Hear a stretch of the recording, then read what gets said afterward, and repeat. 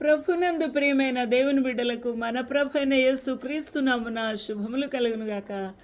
ఈ యొక్క ఉదయకాల సమయమందు దేవుని యొక్క వాక్య ధ్యానం కొరకు పరిశుద్ధ బైబిల్ గ్రంథం నుండి మొదటి యోహాను పత్రిక 4వ అధ్యాయము 10వ వచనాన్ని మనము ధ్యానం చేసుకుందాం.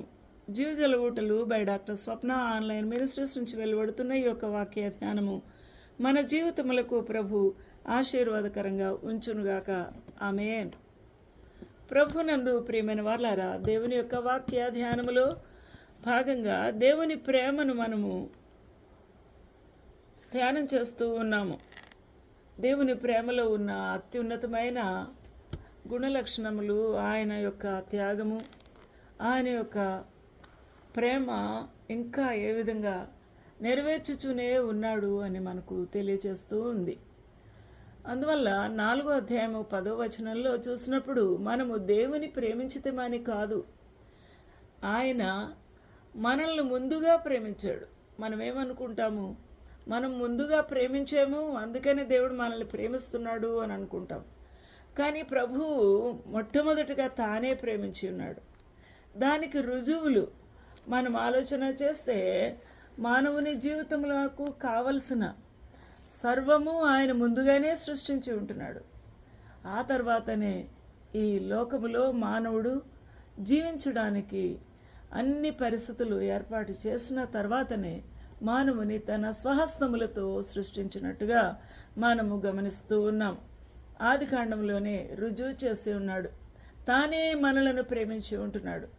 మన పాపములకు ప్రాయశ్చిత్తము అయి ఉండుటకు ఎందుకు ఆయన మనల్ని ప్రేమిస్తున్నాడు, ఎందుకు తానే ముందు మనల్ని ప్రేమించాడు అని అనగా, మన పాపములకు ప్రాయశ్చిత్తమై ఉండుటకు, అనగా మన పాపముల గురించి తానే ఒక త్యాగమై తన ప్రాణాన్ని నిలువున పెట్టడానికి ఆయన రావడం జరిగింది. కాబట్టి అది ప్రాయశ్చిత్తము, అనగా రుసుము కట్టుట, పన్ను వెల చెల్లించుటకు ఆయన ఇష్టపడిన దేవుడు.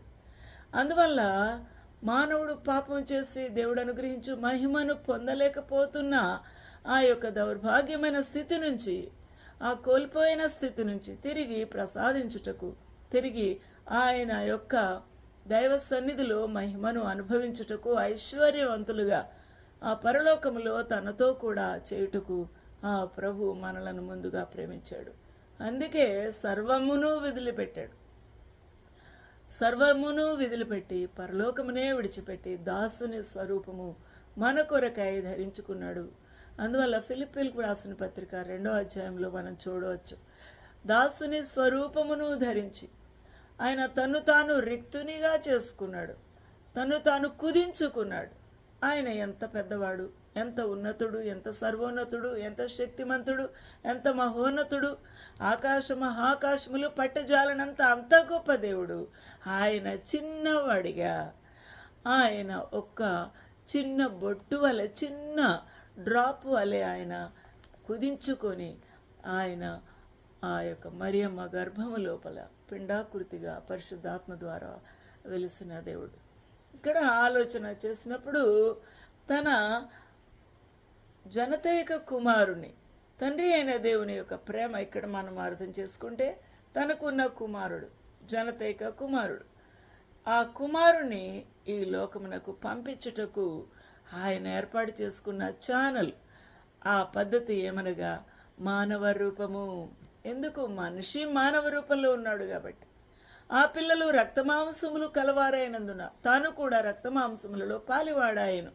అందువలన ఆయన రక్తమాంసములలో పాలివాడు అగుట చేత ఆయన మనకు ప్రసాదించబడ్డాడు. లేకపోతే ఆయన మహామహిమతో ఈ లోకమునకు వస్తే మరి ఎవరు ఆయనను దర్శించలేరు, ఆయనతో మాట్లాడలేరు, ఆయన చెప్పిన మాట వినలేరు, భస్మమైపోతారు. ఎందుకంటే ఎవరు నీతిమంతులు లేరు, ఒక్కరును లేరు, అందరూ పవిత్రులు కారు, పరిశుద్ధులు కారు.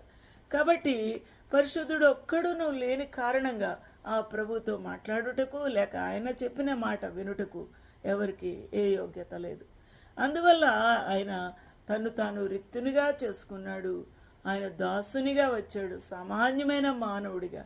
అక్కడ నిరుపేదగానే ఆయన మరి ఆ యొక్క పరిస్థితుల్లో జీవించుచున్న వారి మధ్య నివసించుటకు ఇష్టపడినవాడు, ఎంచుకున్నవాడు. కాబట్టి అట్టి పరిస్థితులను ప్రభువు తండ్రి అయిన దేవుడు ఏర్పాటు చేసి అక్కడికే పంపించాడు. తన కుమారుని పంపెను. ఇందులో ఏమున్నది? ప్రేమ ఉన్నది. ఇందులో ఏమున్నది? త్యాగం ఉన్నది. ఇందులో ఏమున్నది? సమర్పణ ఉన్నది. ఇందులో ఏమున్నది? మానవుని తను ఎంతగా ప్రేమిస్తున్నాడో తండ్రి ప్రేమ, కుమారుని ప్రేమ కూడా ఇమిడి ఉన్నది అని మనం గ్రహించాలి. కాబట్టి ఇక్కడ is love, and not that we love God, but that he loved us and sent his son to be the propitiation for our sins. ఈ విషయాన్ని మనము చాలా దినాల నుంచి మనం గమనిస్తూనే ఉన్నాము, దేవుని యొక్క ప్రేమను. ఇక్కడ మనలను ఇలాగూ ఆయన ప్రేమించుటకు మనం ఒకరికొకడు ఆయన ప్రేమించగా, అనగా దేవాది దేవుడే తను తాను సమర్పించుకున్నప్పుడు, తన కుమారుణ్ణే పంపించినప్పుడు, త్యాగం చేసినప్పుడు, ఈ లోకమునకు తను దాసుని స్వరూపముగా పంపించుకున్నప్పుడు, అంత సామాన్యమైన మానవుడిగా ఈ లోకమునకు వచ్చినప్పుడు మరి నువ్వు నేను ఏ విధంగా సమర్పించుకోవాలి? నీలో ఎంత సమర్పణ ఉండాలి? ఆ ప్రభువుని అంగీకరించుట విషయంలో గర్వము, రిజెక్షను, ఆ ప్రభువుని కాదనుట, ఆయన ప్రభువు యొక్క మాటలు వినుటలో వీపు చూపించుట అనే ఈ వ్యతిరేకత, ఈ రిజెక్షన్ మనం చూస్తూ ఉన్నాం. దీనిలో ప్రభువుని ప్రేమించుట లేదు అని రుజువైపోతూ ఉంది. కాబట్టి ఇది చాలా దీనస్థితి మనది. మనము రిచ్ పీపుల్ అని అనుకోవడము, లేకపోతే గొప్ప జ్ఞానవంతులము అనుకోవడం కాదు. మనము ఎవరమనగా దేవాది దేవుణ్ణే రిజెక్ట్ చేసిన దౌర్భాగ్యమైన పరిస్థితి మనము కొని తెచ్చుకుంటున్నామని అర్థం చేసుకోవాలి. కాబట్టి ప్రభువుని ప్రేమించుట అనేది ఒక గొప్ప ఐశ్వర్యము. ఇది గొప్ప అభినందన చేయవలసిన ఆ వ్యక్తిని, ఎవరైతే ప్రభువుని ప్రేమిస్తున్నారో, ఎవరైతే ప్రభువుని అంగీకరిస్తున్నారో వారిని మనము తప్పకుండా అభినందించవలసిందే. ఎందుకనగా వారు చేయవలసిన, తన జీవితాంతములో చేయవలసిన చాలా ప్రాముఖ్యమైన పని వారు చేస్తున్నందుకు మనము వారిని బట్టి దేవునికి స్తుతులు వందనాలు చెల్లిస్తూ, ఆ వ్యక్తులను బట్టి దేవునికి మహిమ, ఘనత, ప్రభావం కలుగునట్టుగా వారిని మనం అప్రిషియేట్ చేయాలి. కాబట్టి ఇక్కడ ఏ మానవుడును దేవుని ఎప్పుడునూ చూచి ఉండలేదు. ఎవరైనా ఈ లోకంలో పుట్టిన నరుడు అనేవాడు ఎవరైనా దేవుని చూసారా? ఎందుకంటే దేవుని చూసారా అనంటే ఆ యెహోవా దేవుని చూశారు, ఆయన స్వరం విన్నారు, లేకపోతే యేసు ప్రభుని చూశారు అని అంటారు. కానీ అసలైన స్వరూపము, ఆయన నిజ స్వరూపము, ఆత్మస్వరూపి, మహిమ స్వరూపి, ఆయన ప్రభావము కలిగిన తన యొక్క స్వరూపాన్ని చూసిన వారు ఎవరు లేరు. ఎందుకనగా ఆయనను చూసినప్పుడు ఎవరు కూడా బ్రతికి ఉండలేరు. అందువలన మోషే కూడా నేను నిన్ను చూస్తాను అని అన్నప్పుడు ప్రభువు నేను అలాగా వెళ్ళిపోతున్నప్పుడు ఆ బండ చాటులో నా వీపు వెనక భాగం చూడమన్నాడు. ఆ విధంగానే ప్రభు యొక్క వెనక భాగమే చూసి ఉన్నాడు, యెహోవా దేవుని యొక్క వెనక భాగం. ఇక్కడ మనం ఆలోచన చేస్తే దేవుని ఎవ్వరూ ఎప్పుడు చూడలేదు. కానీ మనం ఒకరిని ఒకడు ప్రేమించుట ద్వారా క్రీస్తు ప్రేమ మనలో పరిపూర్ణము అవుతూ ఉంది. అప్పుడు మనలో ప్రేమ ఉన్నది, ప్రేమ పరిపూర్ణమైపోతుంది. కాబట్టి ఆ విధంగా ప్రేమ పరిపూర్ణమైనప్పుడు యేసుక్రీస్తు ప్రభు యొక్క సన్నిధి, యేసుక్రీస్తు ప్రభు మన లోపల నివాసము ఉంటాడు. అందువల్ల యోహాను మొదటి పత్రిక 4:12 ఏ మానవుడును దేవుని ఎప్పుడు చూచి ఉండలేదు. చాలా ఖచ్చితంగా వ్రాసి ఉన్నాడు యోహాను భక్తుడు, శిష్యుడు, ప్రభు యొక్క ప్రియ శిష్యుడు. మనం ఒకరినొకడు ప్రేమించిన ఎడల దేవుడు మన యందు నిలిచి ఉండును. అప్పుడు దేవుని ప్రేమను మనము ఎరిగి ఉంటాము. ఆయన ప్రేమ మన యందు అప్పుడు పరిపూర్ణమవుతుంది. దేవుని యొక్క వాక్యము మనలో నింపుకున్నప్పుడు, ఆ వాక్య ప్రకారం బ్రతుకుటకు మనము ఇష్టపడినప్పుడు, ప్రేమించినప్పుడు, ఆ వాక్యం మనలో రుజువు అవుతూ ఉన్నప్పుడు, అప్పుడు మనము దేవుని ప్రేమ యందు పరిపూర్ణము అవుతూ ఉన్నాము అని సత్యము ప్రజలకు దేవునికి కూడా అర్థమవుతుంది. దీని వలన మనం ఆయన యందు నిలిచి ఉన్నాము. హల్లెలూయా, దేవునికి మహిమ కలుగును గాక. ఆ విధంగా నిలిచి ఉన్నామనియు ఆయన మన యందు ఉన్నాడనియు తెలుసుకొంచున్నాము. హల్లెలూయా, మన యందు అనగా మన లోపల నివాసం చేస్తున్నాడు. మనతో ఆయన సహవాసం చేస్తున్నాడు. ఆయన మనతో మాట్లాడుతున్నాడు. ఆయన మన లోపల ఆయన నివాసం చేస్తూ మనల్ని నడిపిస్తున్నాడు అని రుజువు అని చెప్తూ ఉన్నాడు. కాబట్టి దేని వలన దేవుని యొక్క ప్రేమ మన లోపల సంపూర్ణమైనప్పుడు అప్పుడు దేవుని ప్రేమ మనలో నిలిచి ఉన్నది. హల్లెలూయా, దానిని బట్టి ఎరుగుదుము అని అంటున్నాడు. హల్లెలూయా, ఆయన మన యందు ఉన్నాడు అని దానిని బట్టి ప్రజలు గుర్తిస్తారు.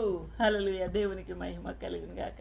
ఏలైనగా ఆయన మనకు తన ఆత్మలో ఏం చేస్తాడు? పాలు అనుగ్రహించి ఉన్నాడు.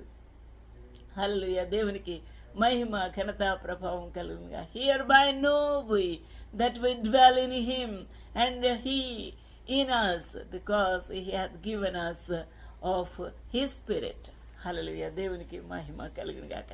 ఇంత గొప్ప దేవుని ప్రేమ, ఇంత గొప్ప దేవుని సహవాసము, ఇంత గొప్ప దేవుని యొక్క ఐక్యత లేకపోతే ఏకత్వము అనేది మన లోపల వసించుచు ఉన్నప్పుడు మనము ఆత్మస్వరూపి అయిన దేవునితో ఏకమై ఉన్నాము. ఇది ఒక విశ్వాసి జీవితంలో, ఒక దేవుని యొక్క చిన్న బిడ్డ విషయంలో, లేకపోతే దేవుని యొక్క ఆత్మీయ బిడ్డ విషయంలో ఎంత ఉన్నతమైన స్థితితో మనం అర్థం చేసుకోవాలి. నా ప్రియమైన వాళ్ళారా, మీలో ఆ ప్రభు వసించుచూ ఉన్నాడా? ఆ ప్రభు యొక్క ప్రేమ మిమ్మల్ని బలవంతం చేస్తుందా?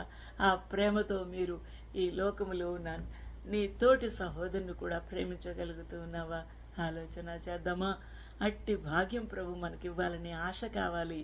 అట్టి భాగ్యము ప్రభు నీకు అనుగ్రహించింది. ఉపయోగించుకున్నట్టుకు జ్ఞానము, నడిపింపు, పరిశుద్ధాత్మదేవుని సహాయం కావాలని నువ్వు కోరుకుంటావా? అప్పుడు ఖచ్చితంగా ప్రభు నీకు అనుగ్రహిస్తాడు. నువ్వెంతో ఆశీర్వాదకరంగా మారిపోతావు. హల్లెలూయా, అందువల్లనే దేవుడు నిన్ను రక్షించుకున్నాడు.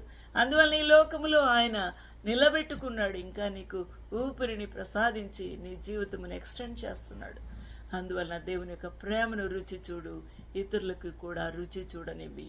అట్టి భాగ్యము ప్రభు నీ ద్వారా అనేకులకు అనుగ్రహించునుగాక. దేవునికి మహిమ ఘనత ప్రభావములు చెల్లిద్దాం. హల్లెలూయా, ప్రభు మిమ్మల్ని దీవించునుగాక. ఆమేన్.